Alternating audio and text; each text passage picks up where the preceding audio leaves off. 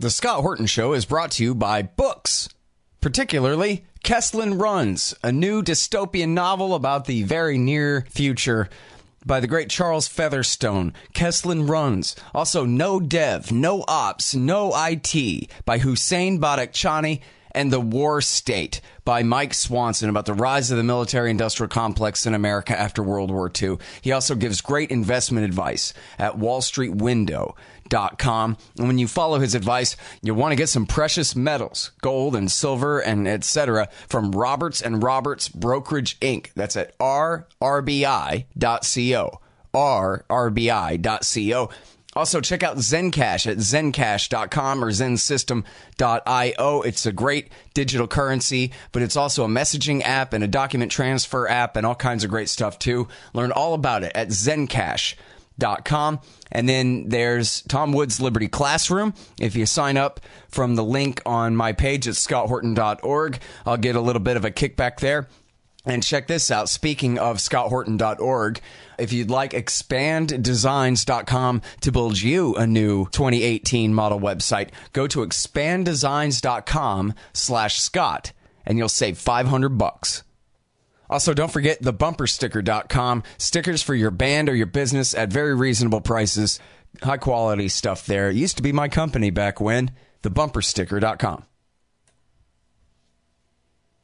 All right, you guys, on the line, I got Brian McGlinchey from 28pages.org. And yeah, he did the work to get those 28 pages declassified back a couple of years ago. And he stayed on the case, has been doing great work ever since then. And you guys might remember Ken Williams, the author of the famous Phoenix Memo, where he said, "Man, I got suspicious Arabs in flight schools here, boss. I think maybe we should look into this." And then the bosses didn't, and then 9/11 happened anyway.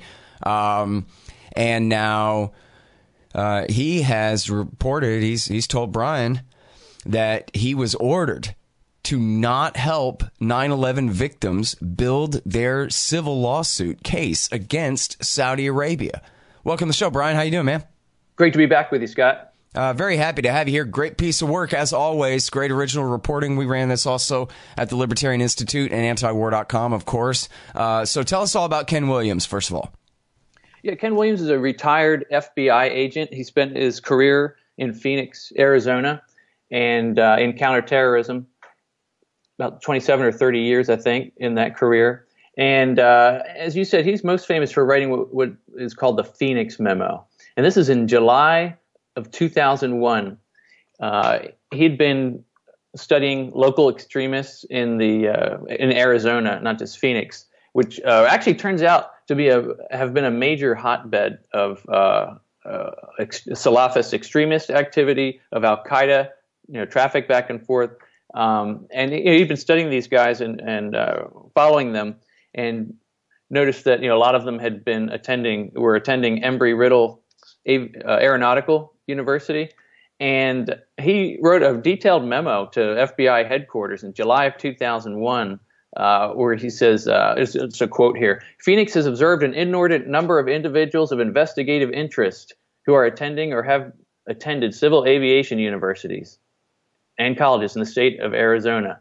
And he specifically says, "This is the possibility of a coordinated effort by Osama bin Laden to send students to the United States to attend civil aviation schools, and that these could pose a threat to civil aviation targets." So, I mean, and now the men that he was describing, are they the men that we know now actually ended up piloting those planes into the targets on September 11th? No, but they are their close associates who you have to wonder what they were ever going to do possibly in the future. And people who headed back to Saudi Arabia and other countries. But in any case, if they'd been investigated, it could have very well led right to the San Diego cell, right?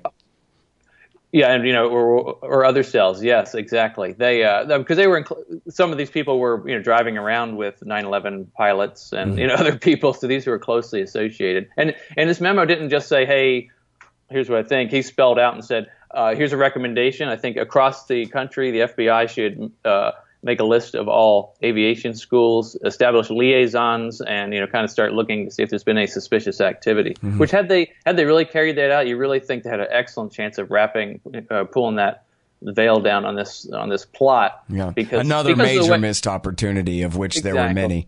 Yeah, because of the way the suspicious activity people were doing at those schools. We hear the stories now about not having particular interest in learning how to take off, and just the social behavior that some of these people were exhibiting. Right, and I think I remember it was probably congressional testimony where one of these FBI agents or spokesmen or supervisors or something said, "Well, what were we supposed to do? Just call every flight school in America and ask them about suspicious Arabs?" And the answer is, of course, yes. That's exactly what you were supposed to do. And what are we paying these idiots for anyway?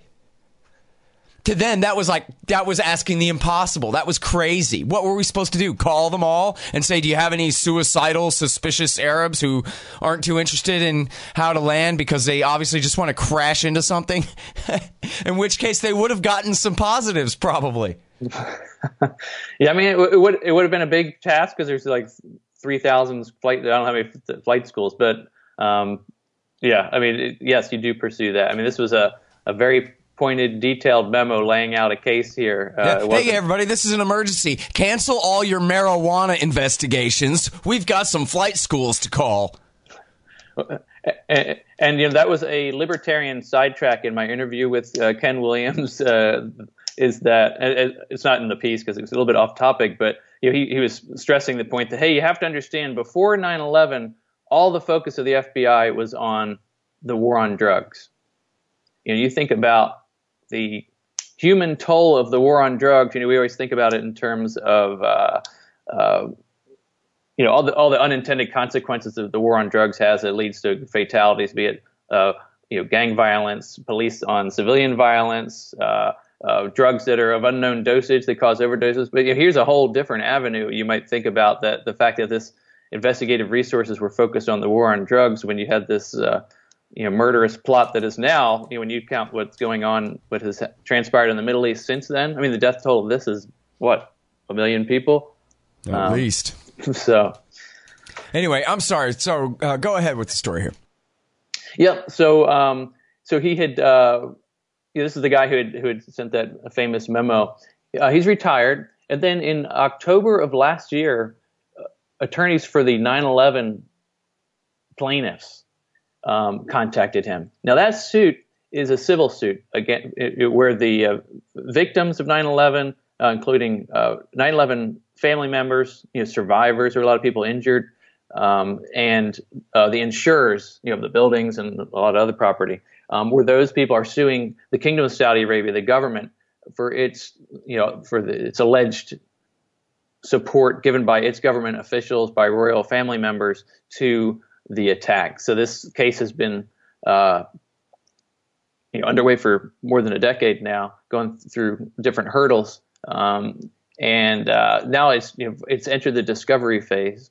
And the 9/11 attorneys have been building kind of their own investigative case, traveling to Europe, interviewing people,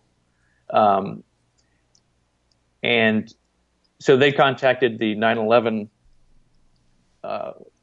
They contacted Ken Williams and looking for help from him, and not revealing classified information, but just information that he could help kind of put the picture together on some things. He notifies his just kind of out of habit of he's retired, but kind of out of habit of letting headquarters know about things. He notified the local FBI counsel. And she said, she had some reservations. And a few days later, he gets a call from the FBI's Office of the General Counsel. And they say, we do not want you to, you should not talk to them. And he said, they gave two reasons. That first, that it could impact other pending litigation involving the United States government. And this attorney did not specify what that meant. And because the Trump administration was trying to develop good relations with the Saudi government, he said. And so you've got... when I shared this with a 9/11 widow, actually she helped me help facilitate this story. Kathy Owens, she had a great quote. She said, "How in the world did we, the 9/11 families, become the enemy of the FBI?"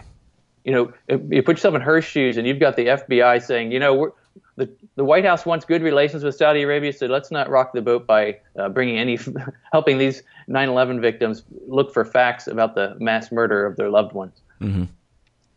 Well, and this came up in, you had a tweet storm last week criticizing this, PR stunt that they put in The Guardian, right, where they interviewed Osama bin Laden's mom, and they were saying kind of as what you regarded in your tweets there as this straw man argument that, well, there were 15 Saudi hijackers. And you talked about how, well, you've written all of this stuff and you've never focused on that because that's unnecessary, whoever exactly the hijackers were. I think it's pretty suspicious how all these guys were sent, the muscle hijackers, they say, right? Not the pilots, but the backup were all sent sort of at the last minute in the last few months before the attack. So I would like to know a lot more about how they got to the U.S. and who in Saudi sent them. But you were saying that, listen, nobody's case against Saudi Arabia here is dependent on the identity of the hijackers in that sense, in their nationality. This is all about who paid who and who coordinated with who and who had whose phone number in whose pocket, et cetera, like this. Yeah, this is about Prince Bandar, the Saudi ambassador to the United States, sending money to an extremist named Osama Bastan in Southern California, who reportedly boasted of the help he gave to these 9/11 hijackers and has close association with other people who are believed to have been operating for the Saudi government and in coordination with the Saudi consulate in Los Angeles. It's about the fact that they found phone numbers that have links to the phone number of unlisted entity owned by Prince Bandar in Abu Zubaydah's phone book that they found in Pakistan. It's about a whole lot more than that. And so I in that tweet storm, people can check that out at the thread I did at 28 pages. That's where I am on Twitter. I said, I've written I think 148 articles about this topic and have never mentioned, hey, 15 of the 19 were Saudi citizens, because that's the least of the case. A lot of people think that's the core of it. It is really, they could have been funding and facilitating 19 Spanish people or pick a country. It doesn't matter. It's all this other actions of facilitating this that case is focused on. Mm-hmm. All right, so tell us more about that then. And more about Ken Williams, because it sounds here like you educated him on some things, and he was pretty upset to find out some of these details. Yeah, kind of going over some things. He had been involved in the investigation of some interesting figures in this, and I wanted to just use this interview opportunity to ask for a little bit of his insights or perspective on some of these things. One of those things is that one of the people who was very much focused on in Arizona, his name is Ghassan al-Sharbi. He was a Saudi citizen. He was in Arizona. Then he ends up being apprehended by coalition forces in Pakistan with Abu Zubaydah, who is originally thought to be a high-level al-Qaeda guy. Turns out he was more like a logistics guy, but still, he's very much in the thick of things over there. So he's apprehended with him, and a couple of years ago, I reported on this quietly declassified 9/11 Commission document, and it revealed for the first time that when they captured al-Sharbi, they found his U.S. flight certificate in an envelope of the Saudi embassy in Washington, and there's no more. That was the first we'd ever heard of it, and so there's no reporting on what was the significance of that envelope. It may not have. Envelopes get reused. Who knows why he had that envelope? It could have been related to this trip to the United States. Who knows what that was? But anyway, it's still a question that is out there. So here was my chance to ask an FBI agent, whatever did become of that? And when I threw that question to him, he says, "Oh, see, now here you go. You're talking about my al-Sharbi, right? I did not know that." And my eyes were kind of fluttering as I interviewed him. I was surprised to hear that this FBI agent who knew so much about al-Sharbi and had investigated him had not been clued in on that case. As he tells me, he says, "I knew that guy better than anybody in the U.S. government. I should have been included."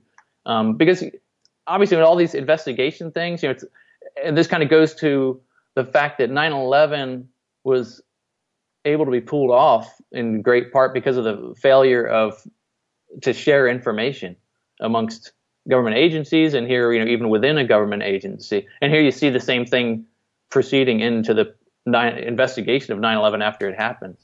And then, too, he didn't know what I was relating a little bit earlier, that when they found Abu Zubaydah's phone book, it had a number linked to Prince Bandar's, a number linked to the number of Prince Bandar's mansion in Colorado. And he kind of went off the handle again. I said, for crying out loud, one of my guys was arrested with this guy. So here's another one. And he said, were there any Arizona numbers in that book? That's the kind of question he would want to know. So he clearly does not think the 9/11 investigation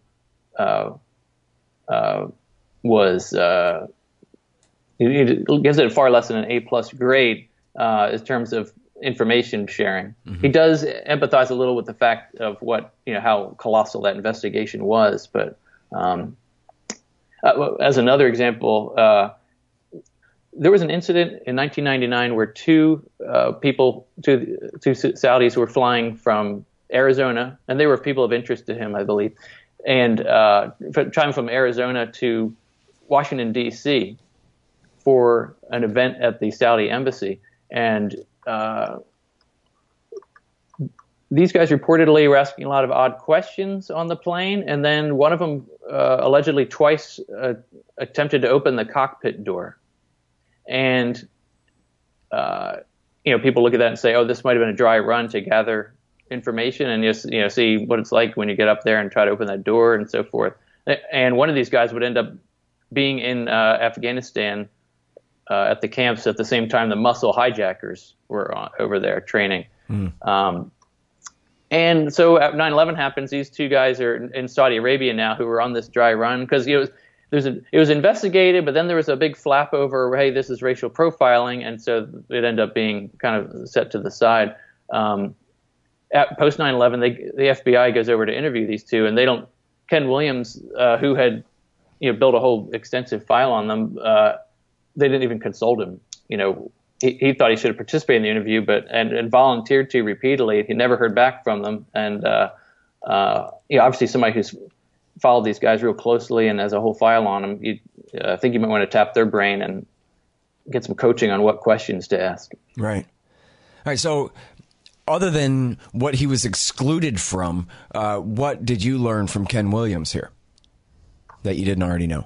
Well, I guess the biggest thing was this kind of headline that you've got the FBI now, in 2017-18, saying that you shouldn't help pull together the facts about this stuff because the White House wants to have a good relationship with Saudi Arabia. I mean, this prioritization of this U.S.-Saudi relationship over 9/11 families, over facts.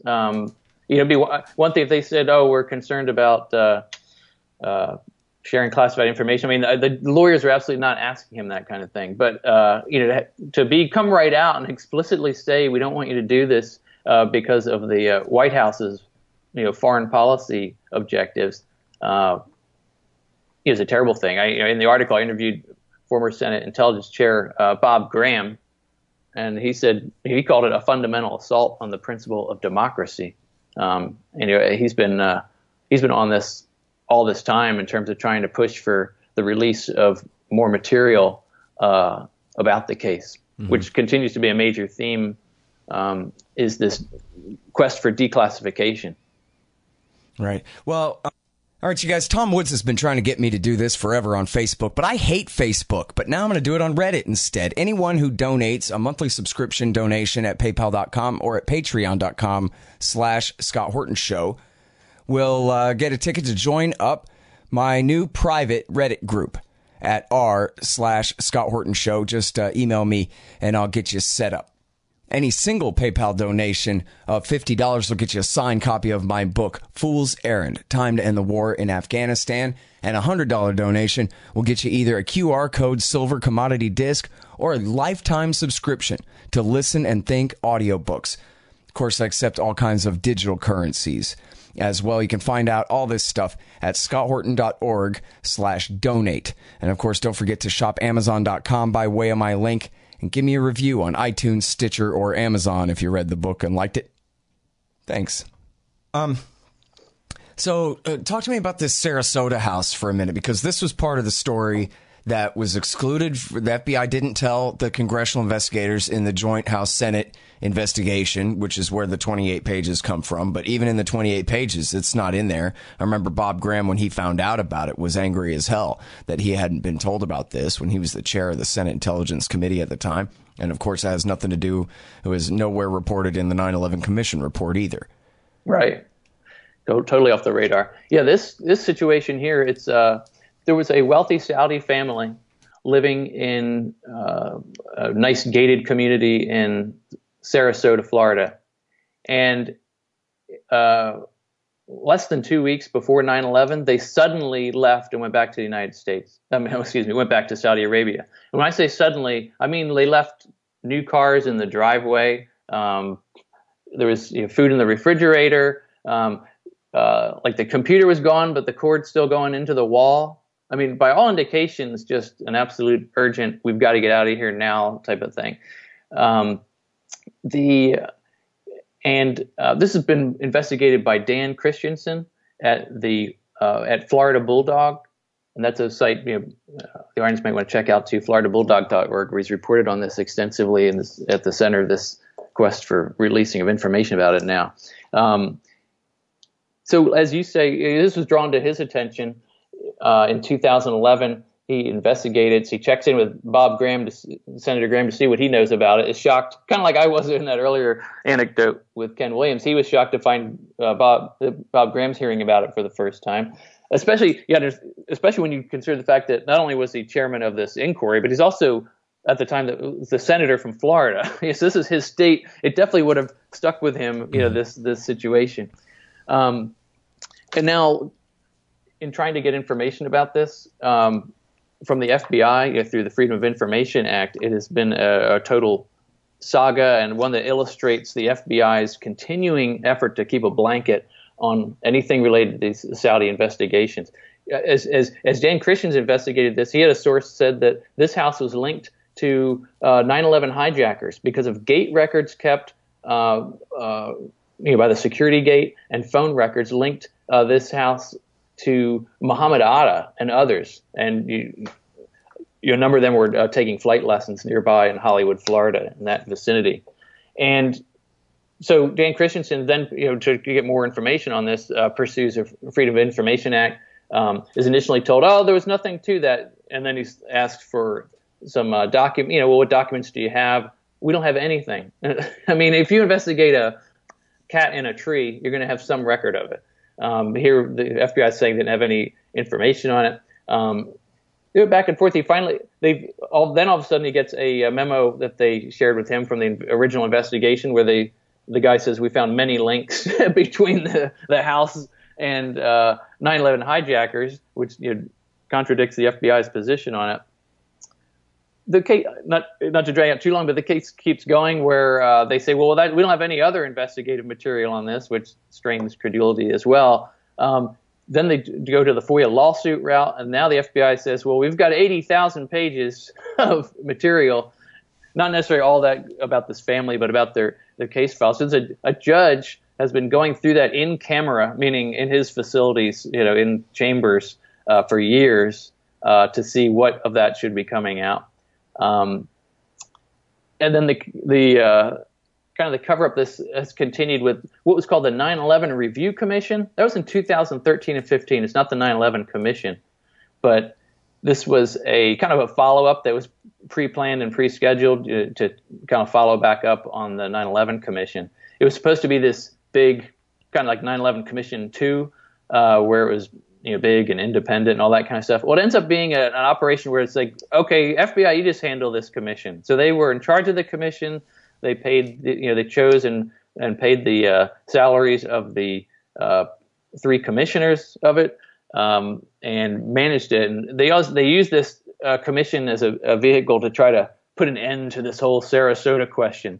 And you have an FBI agent in this commission saying, that original report about many connections was a bad statement, and there's no basis for it. But now Dan Christensen and Florida Bulldog, his attorneys, are now pressing the government, and are in full-blown lawsuit mode with the government to say, on what basis did you determine it was a bad statement, and trying to get more background on it. But it just goes back and shows that we've got the secrecy surrounding investigation of Saudi links to 9/11. And if this was in Florida, okay, well, 9/11, there were 9/11 cells and activity, Al Qaeda activity going on all around this country. So if you've got this Florida office doing this kind of thing, you can imagine that in Virginia, in California, in North Jersey, you've got many, many more files about the activities of those people that is still being concealed. Yeah. Well, so what do you make of all this? I know you're not done reporting the story, and it's not all tied up yet, but you talk about in your tweet thread last week there about protection money that the Saudi royal family had been paying to these Al Qaeda guys in the 1990s. Go blow up somebody, but just not us. That kind of thing. And I remember talking with Greg Palast about this way back in 2003 or something, about a lot of this going on. But so, when you have Prince Bandar and all these guys involved, it at least raises questions. A lot of people kind of already are suspicious about who all was involved in this. Does this represent a Saudi covert op, an attack on the United States by the government of Saudi Arabia, do you think? Yeah, I think it's more a slightly different dynamic. It's not so much that the Saudis said, let's attack the United States. To the contrary, it was their priority.